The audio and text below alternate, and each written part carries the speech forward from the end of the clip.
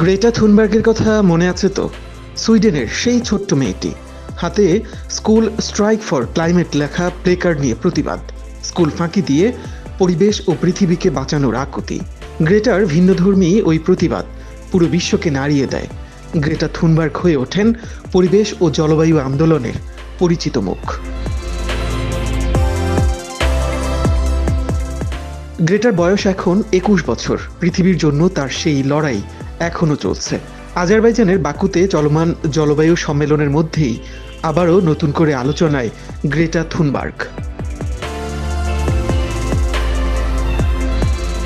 শুরু থেকেই আজারবাইজানে জাতিসংঘের গুরুত্বপূর্ণ জলবায়ু সম্মেলন COP29 আয়োজনের বিরোধিতা করেন গ্রেটা থুনবার্গ। প্রতিবাদের অংশ হিসেবে সম্মেলনে অংশ নেওয়ার আমন্ত্রণ প্রত্যাখ্যান করেন সুইডিশ এই পরিবেশ কর্মী।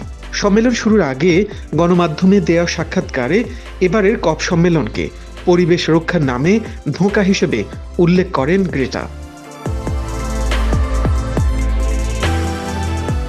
শুধু সমালোচনা করেই ক্ষান্ত হননি গ্রেটা থুনবার্গ। বিশ্বের বাঘা বাঘা নেতারা যখন বাকুর সম্মেলন মঞ্চে জলবায়ু ইস্যুতে নানামুখী বক্তব্য দিচ্ছেন, তখন এই সম্মেলনের বিরোধিতা করে জর্জিয়ার রাজধানী তিবিলিসিতে প্রতিবাদী মিছিলে গ্রেটা। কী কারণে তার এই বিরোধিতা, চলুন জেনে আসি।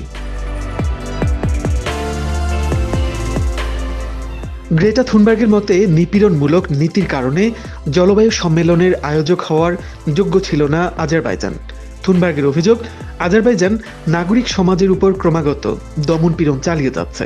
জলবায়ু সম্মেলন আয়োজনের মধ্য দিয়ে কাস্পিয়ান সাগর তীরের এই দেশটি নিজেদের অপরাধ ও মানবাধিকার লঙ্ঘনের ঘটনাকে ধামাচাপা দেওয়ার সুযোগ হিসেবে ব্যবহার করছে।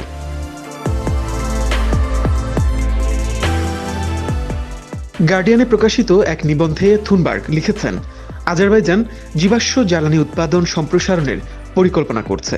তাদের রাষ্ট্রীয় পেট্রোকেমিক্যাল কোম্পানি সোকারের তেল ও গ্যাস দেশটির রপ্তানি আয়ের প্রায় 90%।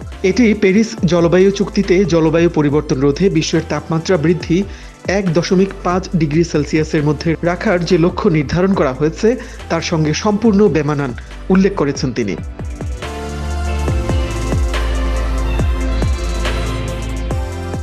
2003 সাল থেকে আজারবাইজানে ক্ষমতায় আছেন প্রেসিডেন্ট ইলহাম আলিয়েভ। এর আগে তার বাবা হায়দার আলিয়েভ 1 দশক আজারবাইজানের প্রেসিডেন্ট ছিলেন। বাবার মৃত্যুর পর ক্ষমতায় বসেন ইলহাম। তার বিরুদ্ধে ভিন্ন মতের প্রতি অসহিষ্ণুতা ও দমনপীড়নের অভিযোগ আছে।